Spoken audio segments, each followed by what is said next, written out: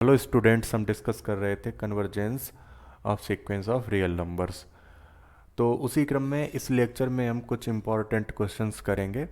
तो वो क्वेश्चन करने से पहले यहाँ पे हम ये जो कुछ लिमिट्स दी गई हैं जिनका हम बार बार यूज करते हैं जब हम क्वेश्चंस करेंगे, तो वो देख लेते हैं एक बार क्या क्या हम लिमिट्स यहाँ पे हमें याद रखनी चाहिए।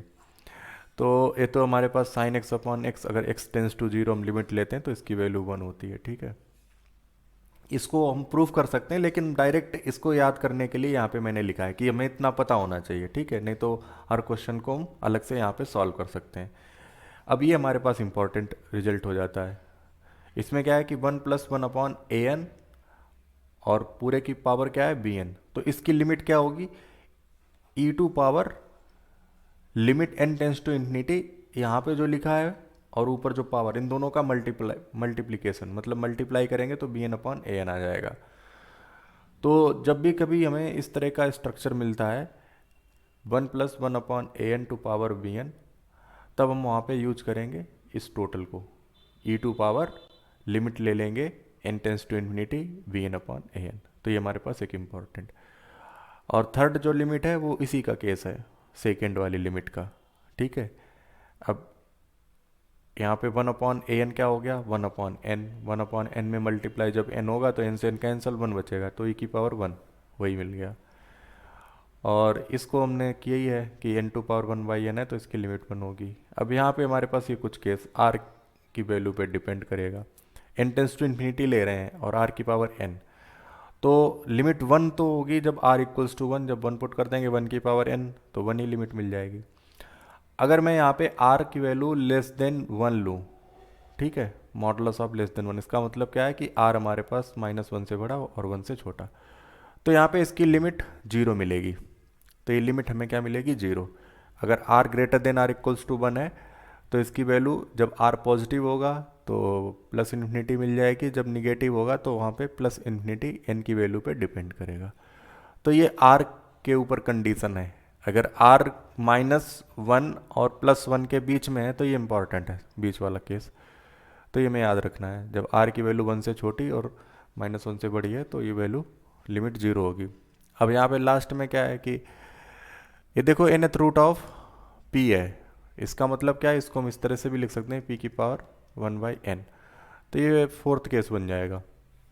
तो इसकी लिमिट क्या होगी, 1 होगी जब p greater than 0, p positive होगा। ठीक है, तो ये कुछ इंपॉर्टेंट लिमिट्स थी। अब यहाँ पे हम क्वेश्चन करेंगे। तो यहाँ पे हमारे पास इस की लिमिट निकालनी है, टोटल हमारे पास an दिया गया है, इसकी लिमिट। अब देखो इसकी लिमिट निकालने के लिए हमारे पास क्या है, एक मैंने रिजल्ट डिस्कस किया था, उसमें क्या था कि अगर कोई हमारे पास सीक्वेंस गिवन है an और लिमिट हमें कैलकुलेट करनी है किसकी, लिमिट an⁻1/n, इसकी लिमिट कैलकुलेट करनी है। तो इसकी लिमिट कैलकुलेट करने के लिए हम क्या करते हैं कि अगर मैं an के लिए किस तरह से लिमिट कैलकुलेट कर लूँ, n tends to infinity an+1/an, और अगर इसकी लिमिट a आती है, ये पॉजिटिव अगर है लिमिट, ठीक है, पॉजिटिव सीक्वेंस की बात हो रही है, तो इस टोटल की भी लिमिट क्या मिलेगी, a मिलेगी। तो हम यहाँ पे यही कॉन्सेप्ट अप्लाई करेंगे।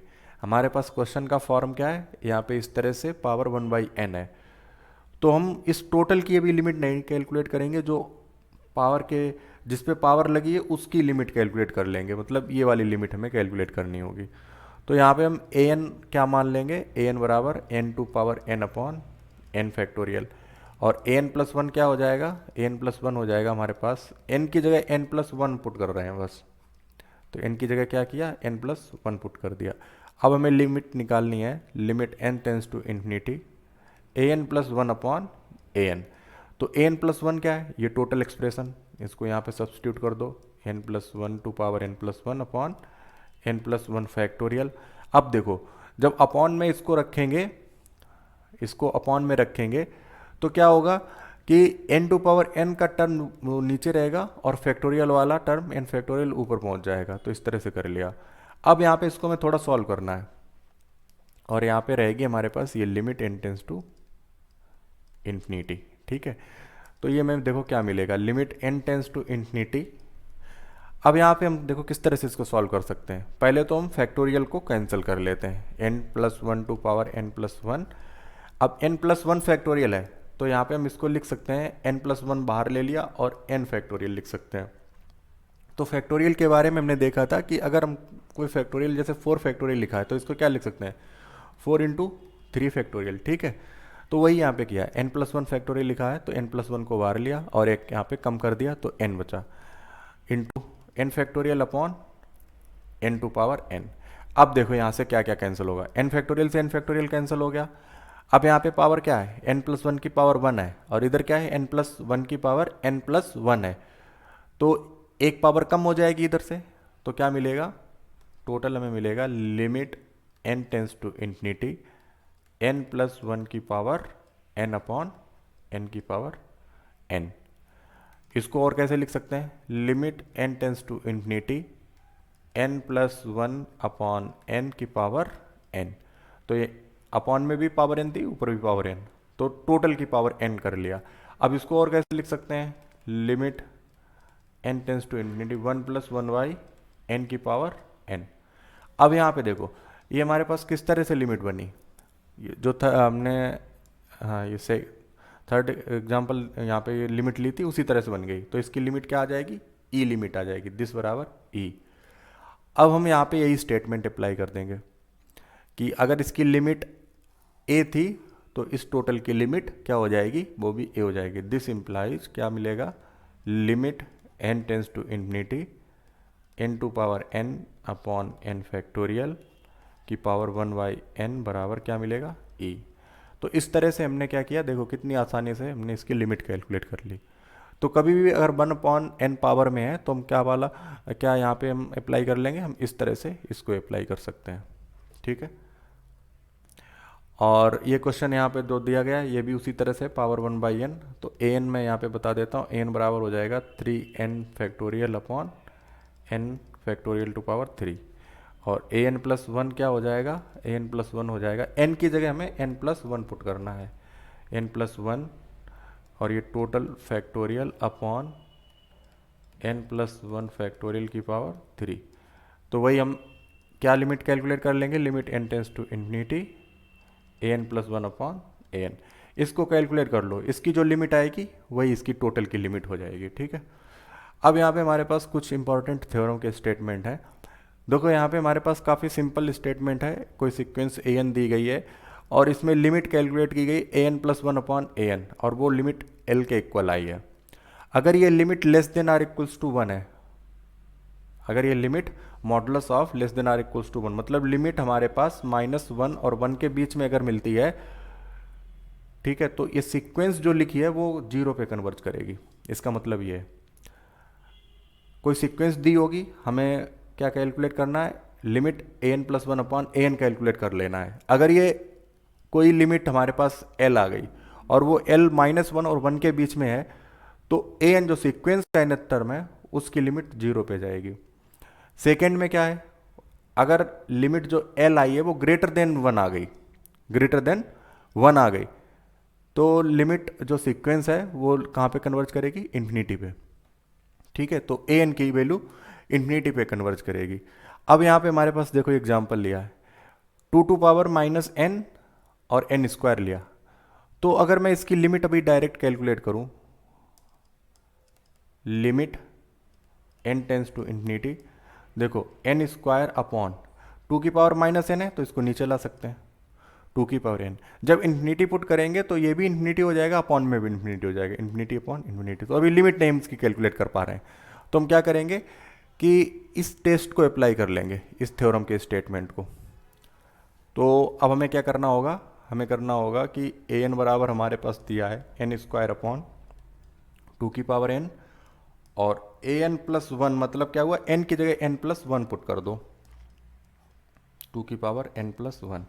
अब हमें लिमिट निकालनी है an+1 अपॉन an, मतलब n+1 स्क्वायर अपॉन 2 की पावर n+1, और जब हम इसको पुट करेंगे अपॉन में तो n स्क्वायर का टर्म नीचे आएगा और 2 टू पावर n का ऊपर जाएगा।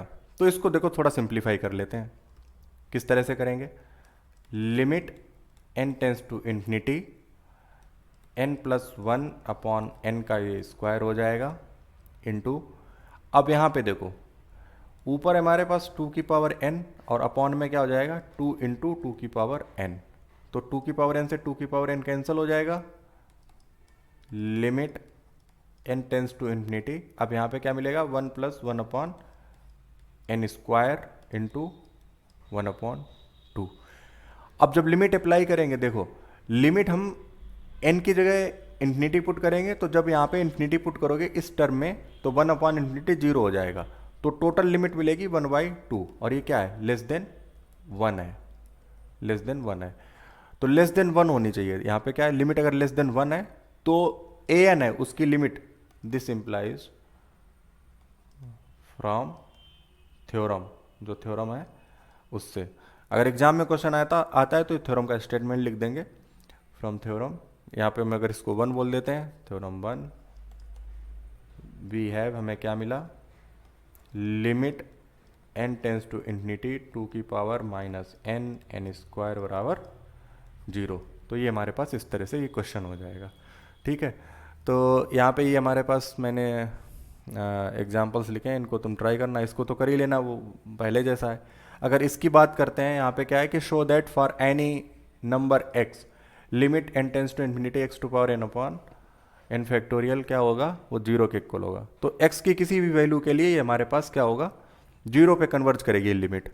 तो अब हमारे पास देखो इसकी लिमिट 0 की तरफ कन्वर्ज कर रही है, अगर मैं क्या कैलकुलेट कर लूँ limit n tends to infinity an+1 upon an बराबर l, और ये l किसके लेस देन और इक्वल्स टू हो -1 और 1 इसके बीच में आता है, तो ये क्या इंप्लाई कर जाएगा कि limit n tends to infinity an बराबर 0, तो हम यहाँ पे an हमारे पास क्या दिया गया है an बराबर है x to power n upon n factorial, और an+1 क्या है n की जगह n+1 पुट कर लो। ठीक है, अब लिमिट हमें कैलकुलेट करनी है limit x tends to infinity an+1 मतलब क्या है ये टोटल टर्म, तो x to power n+1 upon n+1 factorial into, upon में an करेंगे तो n फैक्टोरियल ऊपर पहुंच जाएगा और x टू पावर n ये नीचे आएगा। अब यहाँ पे इसको सिंप्लीफाई कर लेते हैं, देखो x टू पावर n+1 है तो ऊपर बचेगा हमें सिर्फ हमारे पास x टू पावर n यहाँ से कैंसिल हो जाएगा। अब यहाँ पे n+1 फैक्टोरियल में n+1 कॉमन कर लिया और n फैक्टोरियल कैंसिल हो गया, तो टोटल हमारे पास क्या मिला, ये मिला limit n tends to infinity x upon n+1। अब देखो जब हम लिमिट अप्लाई करेंगे तो ये टोटल क्या हो जाएगा 0 के इक्वल आएगा ना, x तो हमारे पास कोई एक नंबर है, ठीक है एनी नंबर है तो ये फिक्स्ड है, लेकिन n हमारे पास इन्फिनिटी की तरफ जा रहा है, तो x अपॉन इन्फिनिटी, तो ये फाइनाइट नंबर अपॉन कोई हमारे पास इन्फिनिटी मिलेगा तो ये 0, तो यहाँ से थ्योरम से हमें क्या मिला, this implies for any x we have limit n tends to infinity x to power n upon n factorial बराबर 0, तो ये हमको इस तरह से क्वेश्चन पूरा कंप्लीट हो जाएगा। तो यहाँ पे मैंने कुछ एग्जांपल्स लिए हैं, इनको तुम ट्राई करना, ठीक है, तो इनको अगर कर लोगे तो जो भी कॉन्सेप्ट यहाँ पे डिस्कस किए हैं वो सारे तुम्हें क्लियर हो जाएंगे।